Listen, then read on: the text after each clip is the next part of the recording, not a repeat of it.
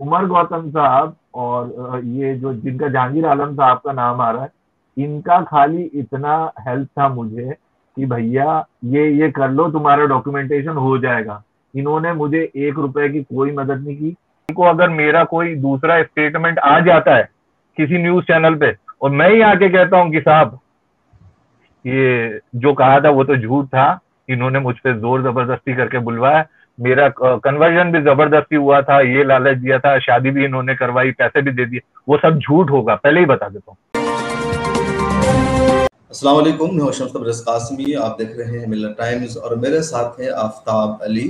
आफ्ताब भी उन लोगों में शामिल है जो इस्लामी तालीमात से मुतासिर हुए और उन्होंने इस्लाम को अपनाया, और ये उन लोगों में भी शामिल है जिनका नाम उमर गौतम साहब के यहाँ मौजूद है। उनसे मदद लेने वालों में यानी डॉक्यूमेंटेशन का काम कराने के लिए इन्होंने उमर गौतम साहब के द्वारा इस्लामिक दावा सेंटर की मदद हासिल की, वहाँ गए थे।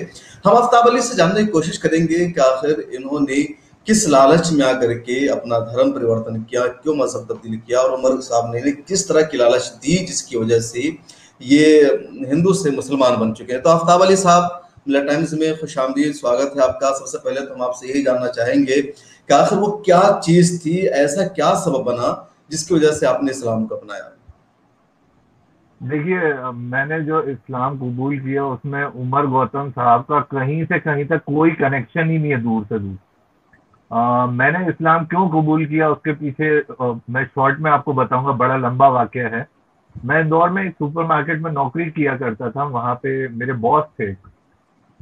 तो मैं जब वहां से इंदौर में नौकरी करता था, वहां से उदयपुर शिफ्ट हो रहा था, और किसी कारण से मैंने जब नौकरी छोड़ी, तो मेरे बॉस थे, वो मुस्लिम थे। तो उन्होंने मुझे बुलाया और कहा कि भाई तुमसे कुछ बात करनी है। मुझे लगा भाई आप किसी क्या 4 या 5 साल से नौकरी कर रहे हैं और आप नौकरी छोड़ के जाते हैं, तो वो पूछता ही है भाई क्यों जा रहे हैं। तो मैंने कहा शायद फेयरवेल के हिसाब से पूछ रहे होंगे। उन्होंने बुलाया, पहले पूछा भाई क्या बात है, क्यों नौकरी छोड़ के जा रहे हैं। तो मैंने बताया भाई फैमिली शिफ्ट हो रही है, शायद ये कारण होगा। फिर इस तरीके की कुछ बातें हुई, फिर उन्होंने कहा यार मैं तुम्हें एक तोहफा देना चाहता हूँ, फेयरवेल गिफ्ट, तो क्या तुम लोगे। मैंने कहा हाँ हाँ क्यों नहीं। तो उन्होंने मुझे तोहफे में कुरान गिफ्ट कर दिया। अच्छा। कुरान करीम उन्होंने मुझे गिफ्ट किया और फिर मैंने उसे पढ़ा। तो Quran was responsible for my conversion. इसमें उमर गौतम साहब तो उस टाइम कहीं से कहीं तक पिक्चर में थे ही नहीं। मेरा डॉक्यूमेंटेशन हुआ है फरवरी 2019 में, और ये मेरा कन्वर्जन हो चुका था 2008 में। मुझे पता नहीं था डॉक्यूमेंटेशन किस तरीके से किया जाता है। It took me 11 years to do my documentation. मैंने सीए इंटर किया है, लेकिन मुझे पता नहीं था क्या what is the legal process to convert yourself from other religions to Islam. तो तो दिस वाज। जी, उमर गौतम साहब से आपका क्या कनेक्शन? सिर्फ आप डॉक्यूमेंट्स बनाने के लिए गए, या सच्चाई ये है कि उन्होंने आपको मजबूर किया, कुछ ऑफर किया, कुछ लालच दी होगी? उमर गौतम साहब का क्या सीन है मैं बताता हूँ आपको। हम्म। मैं कई सालों से 2008 में मैंने कलमा शहादा पढ़ा था और हम्म। मैंने इस्लाम एक्सेप्ट किया। It was in 2008 March, I think. I don't remember the exact date. आज से तो 12 साल मैंने, पहले। हाँ जी, उस टाइम मैंने अपना कलमा शहादा पढ़ के आई एक्सेप्टेड इस्लाम और मैंने गवाही दी पूरा। लेकिन मेरा डॉक्यूमेंटेशन नहीं हुआ था। मैं हमेशा सोचता रहता था कि भाई खुदा ना खाता अभी लोग मुझे मेरे पुराने नाम रवि सिंदूरिया के नाम से ही जानते हैं। तो वो लोग कल को खुदा ना खास्ता मेरा इंतकाल हो गया, भाई मौत का कोई भरोसा तो है नहीं। हम्म। अब किस हालत में आएगी हमें पता नहीं है। फिर मेरे को मेरा जो क्रियाक्रम किया जाएगा वो किस तरीके से किया जाएगा, this was always at the back of my mind कि यार कैसे होगा। तो I always wanted to die as a Muslim. तो मैं तो कहता था लीगल क्या प्रोसेस है, कैसे करेंगे चेंज। तो मुझे किसी ने सजेस्ट किया, कोई मिलने वाले थे, उन्होंने कहा कि भाई आप उमर गौतम साहब से बात कीजिए। मुझे कहीं से उनका नंबर मिला, किसी ने नंबर दिया कि भाई आप बात कीजिए। मैंने उन्हें कॉल किया, तो उन्होंने कहा हाँ हम आपको प्रोसेस गाइड कर देंगे कि क्या क्या है। तो मैं आज जब मैंने बोला उसमें कुछ खर्चा वगैरह आता होगा। तो उन्होंने कहा कि गैजेट ऑफिस में फीस लगती है उस time, 2800 I paid the fees. और उसके अलावा डॉक्यूमेंटेशन एफिडेविट के 500 आई हैव पेड। इसके अलावा काजी साहब, जिनका नाम इसमें काफी खासे उछल के आ जहांगीर। रहा है। हाँ जी, उनका उनका सर्टिफिकेट इशू किया हुआ मेरे पास है, मैं उनसे भी मिला था जाके। उमर गौतम साहब का फोन नंबर मेरे पास था, जहांगीर आलम साहब का, इनसे मेरी मुलाकात आईडीसी में ही हुई थी, मैं डॉक्यूमेंटेशन करवाने गया था। इन्होंने फोन पे मुझे ये कहा कि हम आपको पूरा प्रोसेस बता देंगे, इसमें 2 से 3 दिन का वक्त लगेगा, आपको आना पड़ेगा, इतना खर्चा आएगा। उन्होंने सब मुझे बताया। करीब मेरा टिकट, मैं उदयपुर से दिल्ली गया था, करीब 10,000 रुपये मेरा खर्चा आया था। तो तो आपको मुझे उदयपुर वो, से जब जब उदयपुर से आप दिल्ली आए तो टिकट के पैसे उमर गौतम साहब ने दिए थे आपके? नहीं नहीं नहीं, मैंने खुद आप बुक अपने करवाया पैसे से टिकट। आए थे? जी बिल्कुल, उन्होंने मुझे 1 रुपए की मदद नहीं की। ये जो डॉक्यूमेंटेशन का पूरा हम्म। प्रोसेस है, मैंने खुद खर्चा किया है। इसके लिए मुझे 3 महीने ये डॉक्यूमेंटेशन के प्रोसेस को आगे बढ़ाना, क्योंकि उस टाइम मेरे पास पैसे नहीं हुआ करते थे। तो मैंने 3 महीने लिए, मैंने पैसे जोड़े, फिर खुद का पैसा खर्च करके मैं दिल्ली गया था ये डॉक्यूमेंटेशन करवाने। तो उन्होंने तो एक मतलब रुपया भी मुझे एक मतलब रुपया भी नहीं उदयपुर से दिया। दिल्ली आए, टिकट लेकर के आना जाना, डॉक्यूमेंटेशन का काम दिल्ली में ठहरना होगा, तो इसमें उमर गौतम साहब ने कोई मदद आपकी नहीं की किसी तरह की, पैसे के लेकर के? उमर गौतम साहब की मदद क्या थी, मैं आपको बताता हूँ।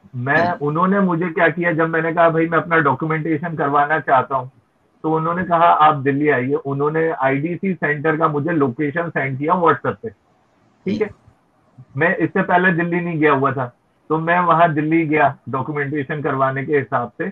उनका वो व्हाट्सएप पे लोकेशन शेयर करते, वैसे कि ढूंढता हुआ गया। आईडीसी का सेंटर वो एक छोटी सी गली में था, कहीं पे एक बड़ा बिल्डिंग बनी मुश्किल हुई से है। मिला होगा। हाँ, वो उधर एक दो मस्जिद है शायद, नूर मस्जिद के नाम से एक, मैं दूसरी हम्म। मस्जिद पहुंच गया था। लोगों से पूछते, सुबह का टाइम था, क्योंकि जो यहाँ से ट्रेन जाती है उदयपुर से, वो सुबह सुबह पहुंचाती है। तो मैंने कहा सुबह सुबह वहां पे आईडीसी में किसी को फोन लगा के परेशान न किया जाए, खुद ही लोकेशन ट्रैक करते हुए गया। तो सुबह जब वहां पहुंचा मैं, तो वहां पे कोई था नहीं, एक बंदा बैठा हुआ था, मुफ्ती आरिफ साहब थे वहां पे। आरिफ। तो हाँ जी, आरिफ जी। तो उन्होंने ये कहा कि भाई आप आए हैं, ठीक है बैठिए, और जैसे चाय पानी पूछते हैं, उन्होंने थोड़ी खातिरदारी की कि भाई चाय वाय पी लीजिए। उसके बाद फिर मैं चाय पीता नहीं था, तो उन्होंने मुझे दूध ऑफर किया था, आई कैन स्टिल रिमेम्बर। इसके अलावा उनका कोई नहीं। फिर थोड़ी देर बाद मैं क्योंकि थका हुआ था, तो उन्होंने कहा आप आराम कर लीजिए। मैंने आराम किया। उसके बाद फिर मैं 2 दिन की छुट्टी लेके गया, क्योंकि मैं फुल टाइम जॉब में था। I can not afford to lose my salary. तो मैं 2 दिन का प्लान लेके गया था। तो फिर नेक्स्ट डे डॉक्यूमेंटेशन करवाना था, तो सबसे पहले एफिडेविट बनवाया। एफिडेविट वाले के यहाँ जब हम लोग बनवाने गए एफिडेविट, तो पहले वो खुद आदमी डरा हुआ था। वो इस तरीके के एफिडेविट बनाता था, उसने कैमरा लगा के रखा था। मैंने उससे पूछी जी। थी ये बात, भैया आप इतना डर क्यों रहे हैं, आपने ये कैमरा लगा के रखा। तो वो कहता, भाई देखिए आज आपका मैं डॉक्यूमेंटेशन कर रहा हूँ, आपकी मदद कर रहा हूँ, एफिडेविट बना रहा हूँ आपका। आप अपनी मर्जी से आए हैं यहाँ पे, कल को खुदा ना खास्ता आप पलट जाए और आप कहें कि नहीं नहीं फला फला आदमी ने जबरदस्ती मेरा स्टैम्प पे साइन करवा दिया, और जबरदस्ती की, तो आप पलट गए तो मेरे पे एक्शन हो जाएगी। इसलिए मैं इसको जी। रिकॉर्ड करता हूँ। तो वो खुद डरा हुआ था बहुत। तो फिर मजिस्ट्रेट के यहाँ रिकॉर्डिंग भी होती है इसकी? नहीं, मैजिस्ट्रेट के यहाँ रिकॉर्डिंग नहीं हुई थी, वो जो स्टैम्प पेपर वाला था, बाटला अच्छा, वो हाउस से रिकॉर्ड कर। थोड़ा सा, वो रिकॉर्ड कर रहा था एक्चुअली। उसने स्टैम्प पेड भी दिया, और रोटरी नोटरी करवाना पड़ता है उसको, वो भी हम्म। उसने किया। तो वो बहुत डरा हुआ था। ये सबसे पहले एफिडेविट बनवाया। उसके बाद फिर जहांगीर आलम साहब से, मतलब बहुत लंबा प्रोसेस है डॉक्यूमेंटेशन का, बहुत आसानी से नहीं होता है। जहांगीर आलम साहब से, ये जिनका नाम उछल के आ रहा है इसमें, हम्म। उन्होंने मेरा कन्वर्जन सर्टिफिकेट बनवाया। उन्होंने मुझे 2 या 3 बार कंफर्म किया था, आई कैन स्टिल रिमेम्बर, कि भाई किसी का कोई दबाव तो नहीं है, कोई जबरदस्ती तो नहीं कर रहा है। उन्होंने कन्वर्जन सर्टिफिकेट के अलावा एक डायरी मेंटेन की थी, मुझे याद है। उसमें मैंने देखा था, मेरे अलावा जो लोग इस्लाम एक्सेप्ट कर रहे थे, सबने लिख के रखा था। उन्होंने कहा ये फॉर्मेट है, इसमें आप लैंग्वेज चेंज कर सकते हैं, लेकिन आपको बुनियादी बात ये लिखनी कि भाई आपसे जोर जबरदस्ती नहीं हो रही है, और आपने अपनी मर्जी से इस्लाम कबूल कर रहे हैं। और फिर उन्होंने मुझे कन्वर्जन सर्टिफिकेट बनवाने से पहले शहादा दोहराने को कहा। मैंने कलमा शहादा दोहराया, और उन्होंने वो सर्टिफिकेट दिया। तो उसके बाद फिर नेक्स्ट डे, ये प्रोसेस मैं इसलिए बता रहा हूँ ताकि अगर कोई रिवर्ट होना चाह रहे हैं और वो देख रहे हैं तो उनकी भी मदद हो जाए। ऑफिशियल गैजेट ऑफिस में जाना था नेक्स्ट डे, तो वहां में गया तो हॉलीडे था, वहां पे पब्लिक हॉलीडे था क्योंकि गवर्नमेंट उस दिन शायद गणेश चतुर्थी, नहीं गणेश चतुर्थी नहीं, कोई फेस्टिवल था, आई डोंट रिमेम्बर एग्जैक्टली। तो छुट्टी थी, तो मुझे एक दिन वहां ज्यादा रुकना पड़ गया था, इस वजह से मैं एक दिन का ही प्लानिंग लेके आया था कि एक दिन निपटा के चला जाऊंगा। एक दिन और रुका, डॉक्यूमेंटेशन करा, अगले दिन फिर मैं निकल गया था वहां से। उमर गौतम साहब का और वहां पे जहांगीर आलम साहब का, जो है ये मुफ्ती हैं, काजी हैं, इनका खाली इतना रोल था, इन्होंने मुझे ये गाइड किया कि वहां जाओ, फला से वो डॉक्यूमेंटेशन के लिए स्टैम्प पेपर खरीद लो, इतने पैसे लगेंगे, आपका कन्वर्जन सर्टिफिकेट ये रहा, इसके अलावा आपकी इतनी फीस है, पेपर में ऐड देनी पड़ेगी, उसके भी मैंने पैसे दिए थे, 2 पेपर में ऐड देना पड़ता है। तो करीब मेरा 10,000 रुपये, आई स्टिल रिमेम्बर, मेरा खर्चा आया था इसमें। डॉक्यूमेंटेशन का कम था, मेरा जाने आने का और दूसरा खर्चा भी हुआ था उसमें। ऑफिस वगैरह में भी आप खुद से गए थे, वो लेकर नहीं गए आपके कागजात को, जैसे मजिस्ट्रेट के यहाँ नोटरी के लिए या गजट नोटिफिकेशन के लिए, इन सब जगहों पर आप बस खुद गए थे? हाँ जी, मुझे उन्होंने जगह बता दी थी, एड्रेस बता दी थी, और मेरे साथ में एक और लड़की थी, हम्म। उनके शौहर से, शौहर और वो थे हस्बैंड वाइफ थे। वो लड़की हम्म। रिवर्ट थी, वो अपनी अच्छा। मर्जी से इस्लाम कबूल करना चाह रही थी, तो वो भी वहां आई हुई थी, वो जयपुर से थी। हम्म। तो वो भी आए हुए थे, फिर हम लोग गए वहां पे, वो ढूंढते हुए गए, वो जगह कहाँ थी हमें पता ही नहीं, उन्होंने एड्रेस दे दिया था कि आप जाइए। वहां गए तो वहां पे गए तो वहां पे कोई ऑफिसर था जो सारे डॉक्यूमेंट चेक कर रहा था। उसने मेरी स्कूल की मार्कशीट चेक की, उसने मेरा आधार कार्ड भी चेक किया था शायद उस टाइम पे, और पैन कार्ड था, हम्म। सारे डॉक्यूमेंट्स थे, मार्कशीट थी। इसके अलावा फिर हम गए वहां पे, तो उन्होंने कहा कि भाई आपको इलेक्ट्रॉनिक फॉर्म में भी सीडी में देना पड़ेगा, कन्वर्जन ऑफ नेम और कन्वर्जन ऑफ रिलीजन के लिए, गैजेट नोटिफिकेशन के लिए। तो उन्होंने कहा, हम्म। मैंने कहा भाई सीडी हमें पता ही नहीं था, वहां जाके पता चला सीडी वगैरह भी बनवानी पड़ती है। तो उसमें फिर उन्होंने कहा यहीं पे आप एक काम कीजिए, ये टाइप कर दीजिए मैटर। उन्होंने हम्म। टाइप करवाया, वो जो मैटर था as it is gazette notification में पब्लिश हुआ था फिर बाद में, तो इसलिए क्या उन्होंने मैटर शायद होता कॉपी। है? हाँ, तो वो पूरा डॉक्यूमेंटेशन हुआ था। इसमें उमर गौतम साहब और ये जो जिनका जहांगीर आलम साहब का नाम आ रहा है, इनका खाली इतना हेल्प था मुझे कि भैया ये कर लो, तुम्हारा डॉक्यूमेंटेशन हो जाएगा। इन्होंने मुझे 1 रुपए की कोई मदद नहीं की। वहां पे आईडीसी में जब तक रुका था, इन्होंने खातिर की कि भाई नाश्ता पूछा, वो तो मेहमान नवाजी की, इसके अलावा उन्होंने कुछ नाश्ता नहीं वाश्ता किया। कराया आपको? तो बिल्कुल बिल्कुल पुलिस वो। का इल्जाम है, मीडिया में भी खबरें आ रही है, आप देख रहे हैं कि ये जबरदस्ती धर्म परिवर्तन कराते थे। ऑफर दिया जाता था पैसे का, जॉब का, और शादियों का भी। तो कहीं शादी का मामला तो नहीं रहा होगा आपके साथ या कुछ, क्या? मैं बताता हूँ भाई, देखिए क्या होता है जब कोई गैर मुस्लिम इस्लाम कबूल करता है, तो उसके साथ नो डाउट ये तकलीफ पेश आती है, हम्म। कि भाई शादी करनी है। रिवर्ट को जनरली अच्छे रिश्ते मिलते नहीं है, लोग कहते हैं भाई क्या पता आप बैकआउट कर जाएं, तो आज आपने इस्लाम कबूल किया है, कल परिवार वालों के, रिश्तेदारों के दबाव में आके कहते हैं कि भाई नहीं, मैं तो वापस हिंदुइज्म एक्सेप्ट कर रहा हूँ, तो लोग डरे हुए होते हैं। बिल्कुल। तो मुझे भी ये जहन में बात थी। अच्छा, एक चीज और मुझे बताना जरूरी है, मैं हम्म। क्योंकि 2008 में इस्लाम कबूल कर चुका था, तो मैं अपने हम्म। लिए रिश्ता तलाश कर रहा था। लेकिन जब मैं किसी मुस्लिम फैमिली से बात करता था कि भाई मुझे लड़की दें और मेरा ये क्वालिफिकेशन है, तो वो जब कहते कि आपका नाम क्या है, तो मैं कहता साहब रवि सिंदूरिया, तो कहते भाई आप तो गैर मुस्लिम है, हम अपनी बच्ची की शादी गैर मुस्लिम से क्यों करेंगे। तो डॉक्यूमेंटेशन वहां जरूरी पड़ जाता है, और उनका डर भी जायज है। आज अगर आपकी सिस्टर को किसी की शादी करवानी और वो लड़का गैर मुस्लिम हो, तो हम लोग सोचेंगे, वाजिब बात है। तो जरूरी मेरे भी है। साथ ये, तो वो डॉक्यूमेंटेशन इसलिए जरूरी भी होता है, तो मैं इसीलिए वहां आया था। लेकिन उसके बाद, मेरे डॉक्यूमेंटेशन के बाद मेरी शादी हुई है, और शादी के बाद भी, मतलब डॉक्यूमेंटेशन के बाद भी बड़ी दिक्कत आ रही थी कि भाई रिवर्ट है, कभी पीछे ना हट जाए, तो वो बड़ा हम्म। मुश्किल। इन्होंने मेरी कोई मदद नहीं की। मैंने शादी में भी मैट्रिमोनियल उन्होंने साइट, आपकी मदद नहीं की? शादी भी आपने अपनी मदद से की है? शादी में इनको पता ही नहीं है कि, अभी शायद उमर गौतम साहब को पता भी नहीं होगा कि मेरी शादी हो गई है। हाल ही फिलहाल में लग रहा और है शादी हुई है आपकी? हाँ, मेरी शादी एक्चुअल में मैं मुझे 6 साल लग गए लड़की ढूंढने के लिए, क्योंकि पहले तो मेरे बाल नहीं है। और मैं एकदम रिच फैमिली से तो था नहीं।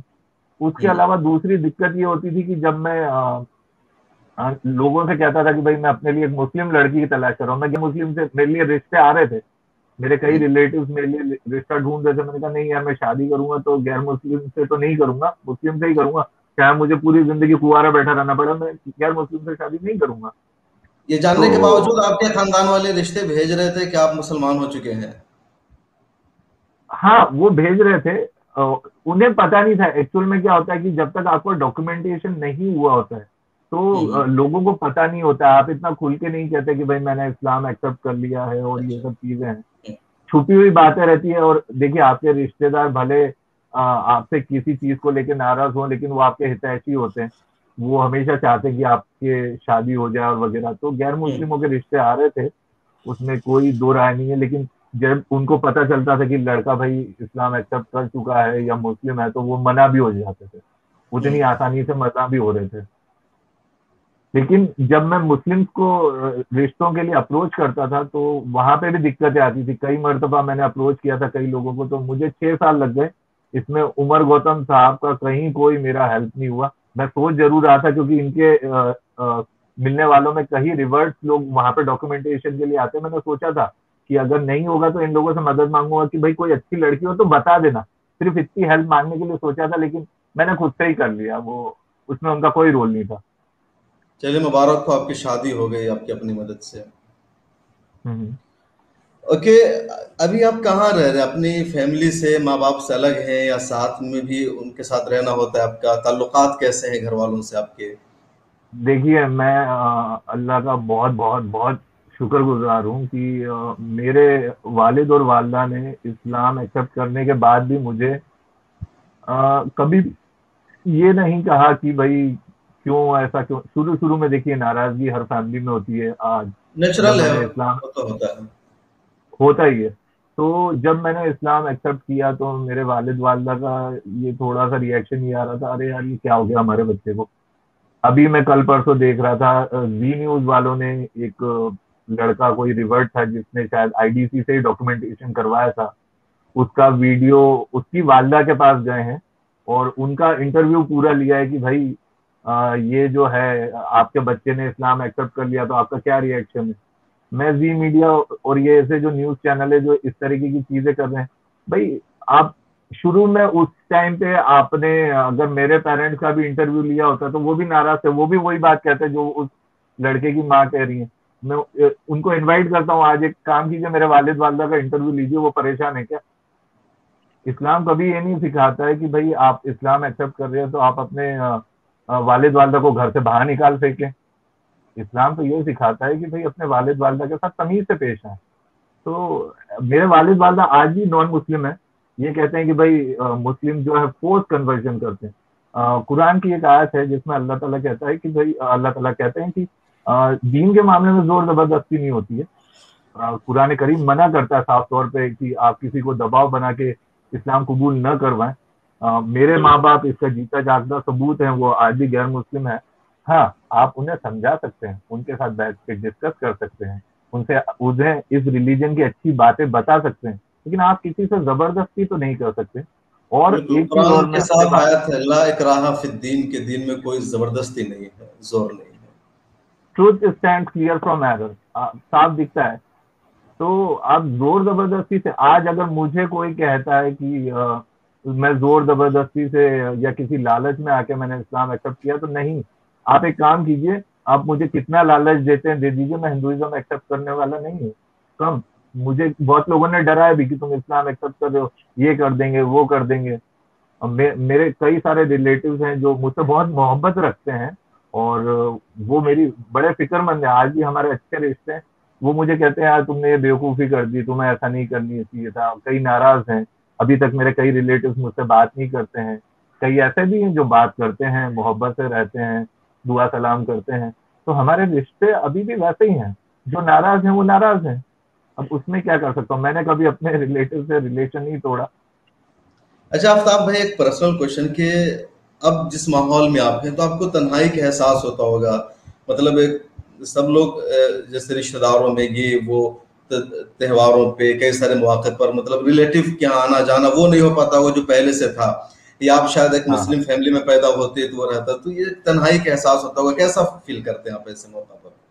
देखिए एक चीज मैं आपको बताऊं कि ये अगर आप सोचते हैं कि आपके बुरे वक्त में कोई काम आएगा, तो अल्लाह सुब्हानहू व तआला के सिवा आपके बुरे वक्त में कोई काम नहीं आता है। मैंने अपनी जिंदगी में बहुत ही बुरा वक्त देखा है।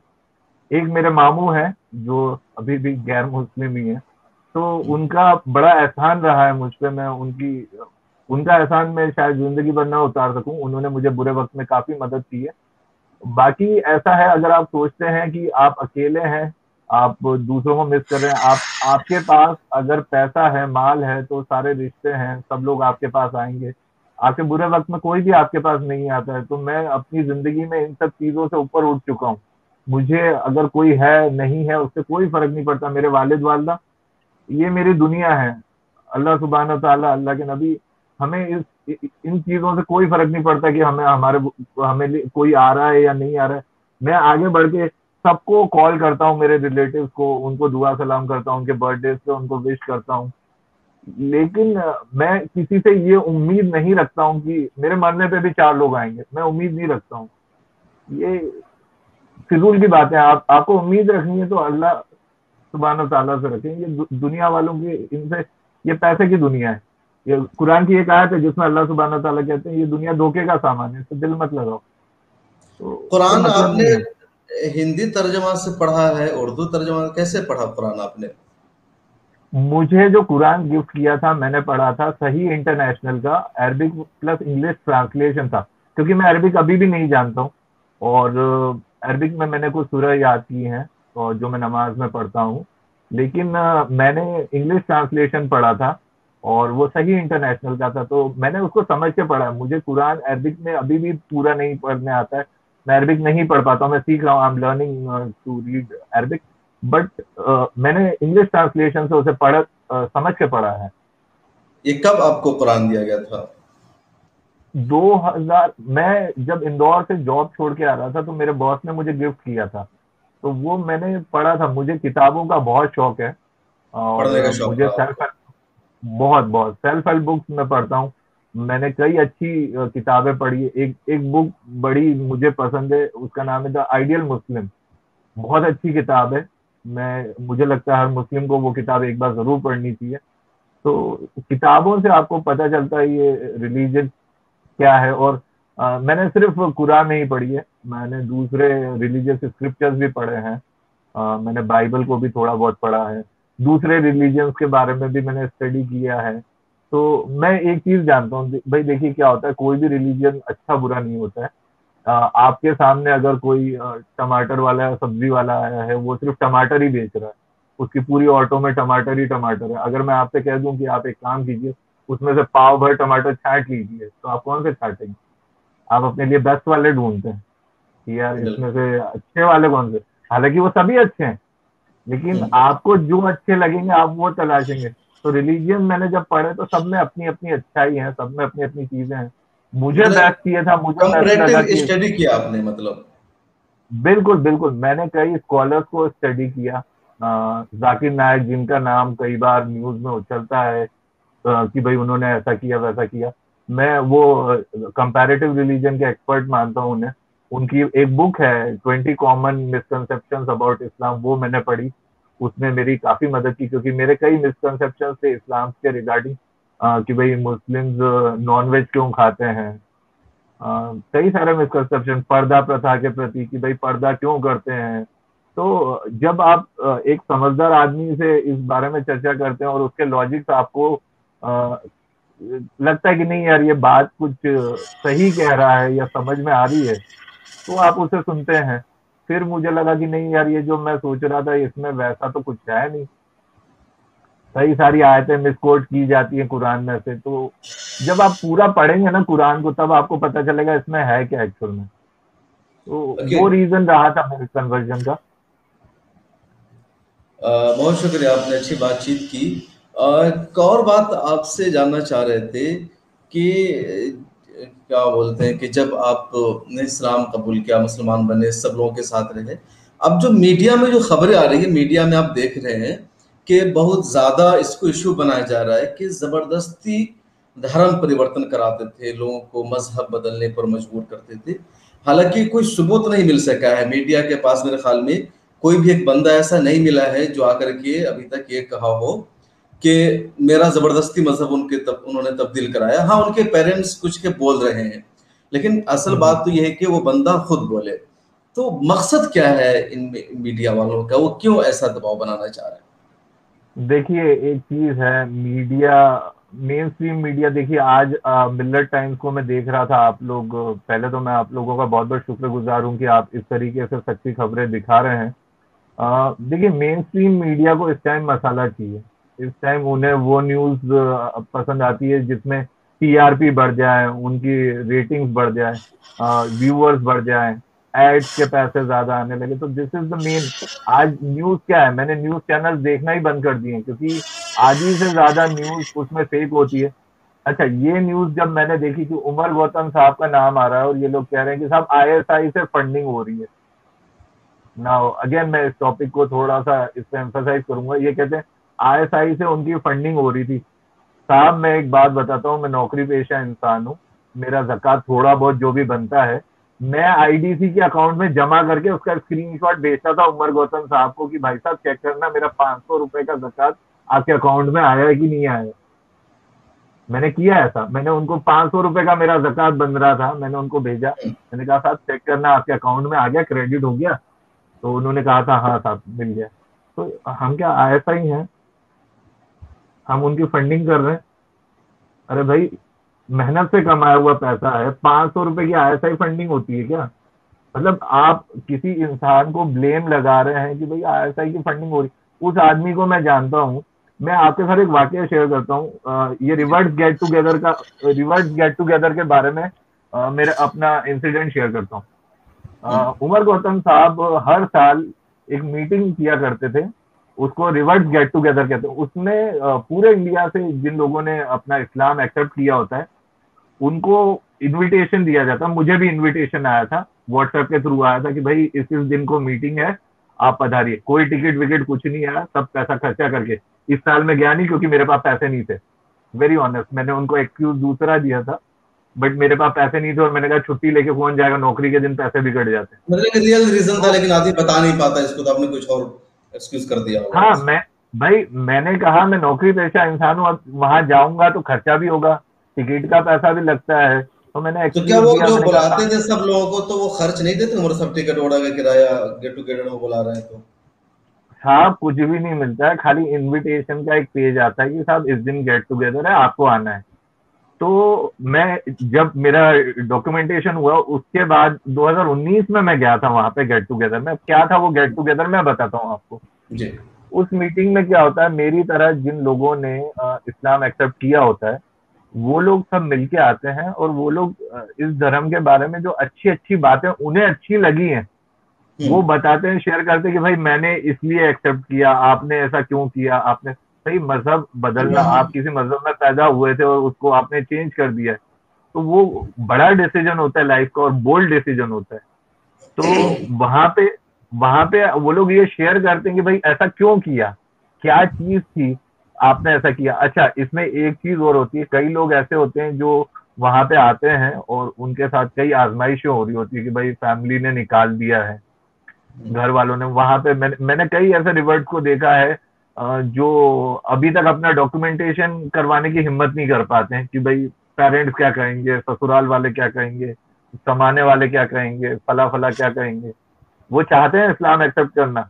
अगर ये डॉक्यूमेंटेशन बहुत आसान हुई, मैं गवर्नमेंट से दरखास्त करूंगा कि भाई आप डॉक्यूमेंटेशन को इजी बनाएं, सिर्फ एफिडेविट से हो जाए।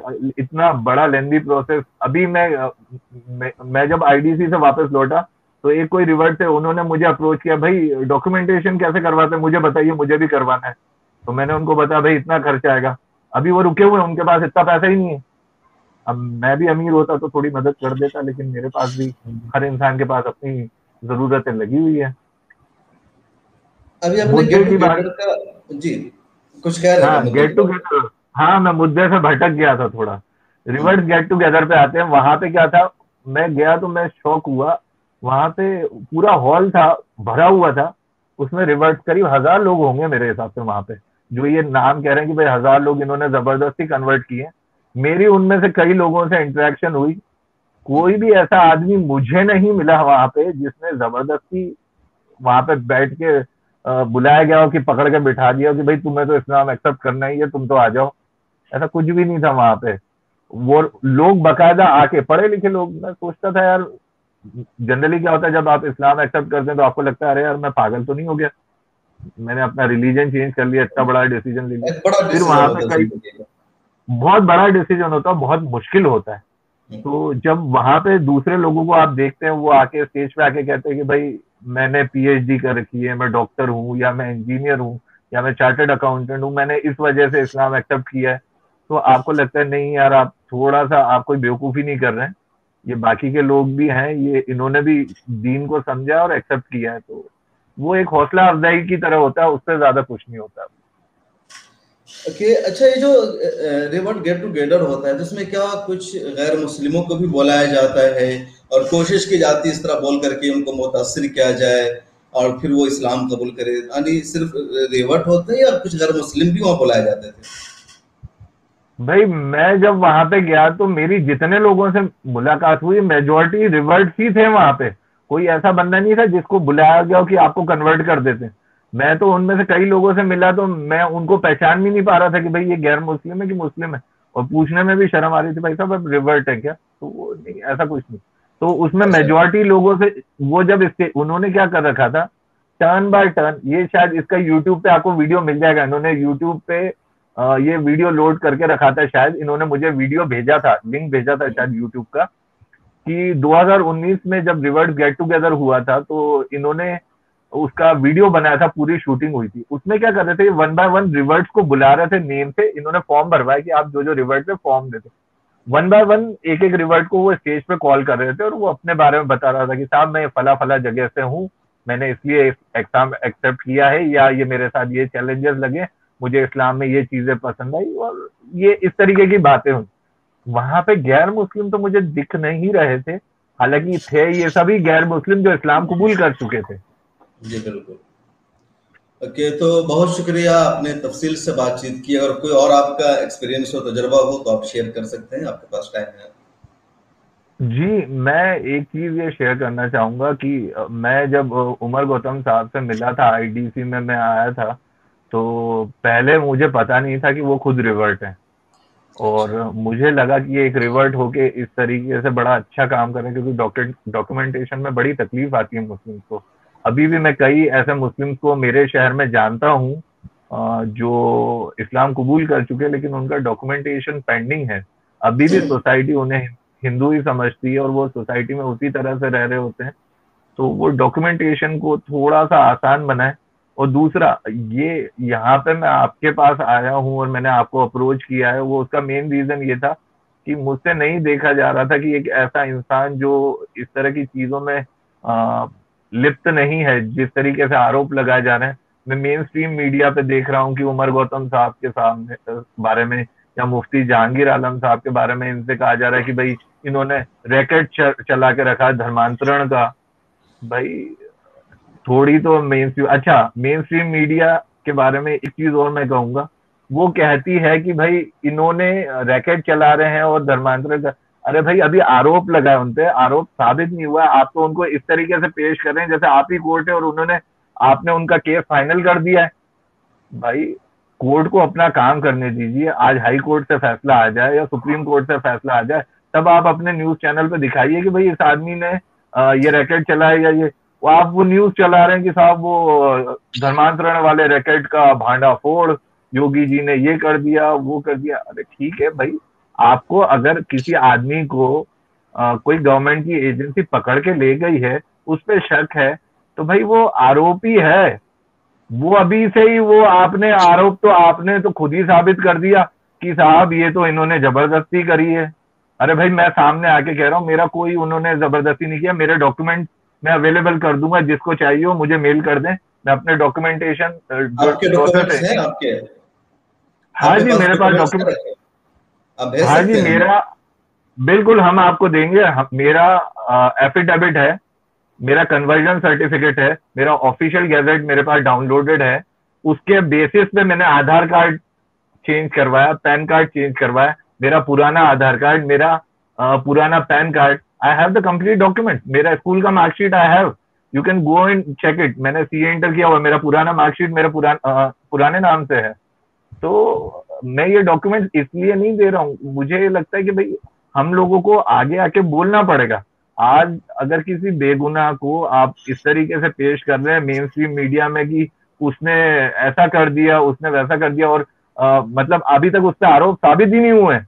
आपने तो आईएसआई की फंडिंग भी करवा दी उनको। अच्छा, आईएसआई की फंडिंग हो रही है, मुझे तो पता ही नहीं था, उस आदमी ने तो मुझे 1 रुपया भी नहीं दिया।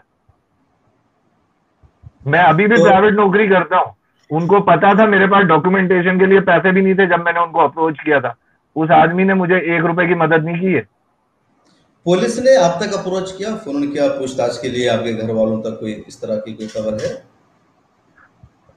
मैंने जब सॉरी, मैं अरे आपका सवाल अभी समझ नहीं। अभी जब उमर साहब की गिरफ्तारी हुई है तो इस बीच में पूछताछ के लिए पुलिस की तरफ से कोई फोन आया है आपके पास, कोई इंक्वायरी हुई है आपके बारे में अभी, या कुछ नहीं हुआ है अभी? नहीं नहीं, देखिए इस तरीके की कोई इंक्वायरी नहीं हुई है। हालांकि देखिए एक चीज है, आम इंसान हमेशा पुलिस और ये मीडिया इन लोगों से बहुत डरता है।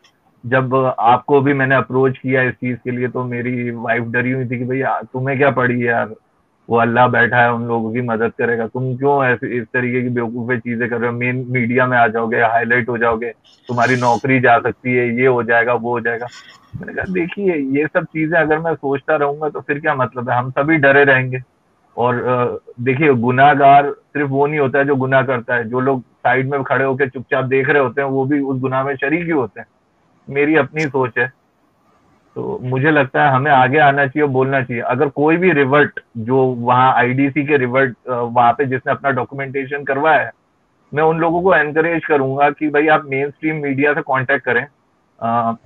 शम्स तबरेज भाई, मैं आपका बहुत बहुत शुक्रगुजार हूँ कि आपने ये इनिशिएटिव लिया है और आप इन रिवर्ट को लेके आ रहे हैं आगे सामने।